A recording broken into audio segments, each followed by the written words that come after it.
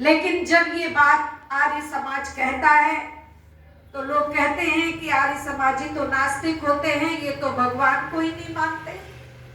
और हम तो जिनको आपने आदर्श माना, जिनकी जय जयकार आज तक हम लोग शांति पाठ के बाद लगाते हैं, मर्यादा पुरुषोत्तम भगवान राम की जय, योगी राज भगवान श्री कृष्ण की जय, जो हिंदू समाज के आधार स्तंभ हैं, जिनके चरित्र को लिखने वाले कोई साधारण लोग नहीं है, ऋषि हैं। अंग्रेजी के रिसर्च शब्द जो है वो ऋषि शब्द से ही बना है, जो एक एक महत्वपूर्ण बातों की खोजबीन करके हम लोगों के सम्मुख उपस्थित करते हैं, उन्हीं को ही रिसर्च अर्थात ऋषि कहा जाता है। ऐसे ऋषियों ने जिनके चरित्र को लिखा हो, एक के चरित्र को लिखा महर्षि वाल्मीकि ने और एक के चरित्र को लिखा महर्षि व्यास ने। और ऋषि की परिभाषा क्या दी गई?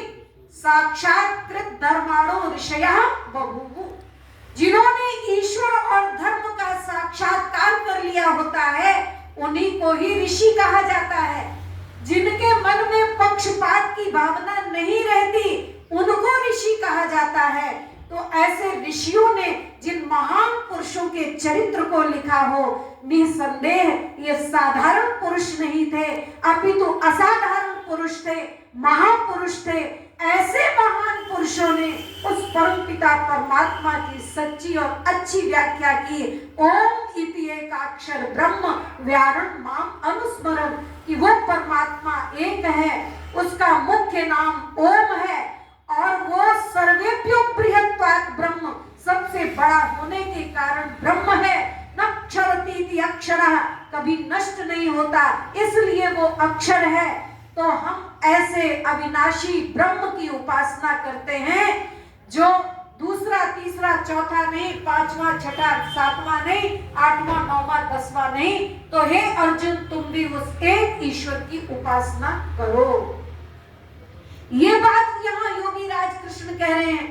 और जब संधि का प्रस्ताव लेकर के वो जाते हैं, रास्ते में संधि बेला हो जाती है, तो सारथी से कहते हैं, सारथी रथ रोको, अब संधि बेला हो गई है, संध्या का समय हो गया है, मैं संध्या करूंगा।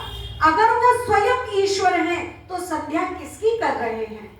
सोचने की बात है। और संध्या का अर्थ भी समझना चाहिए।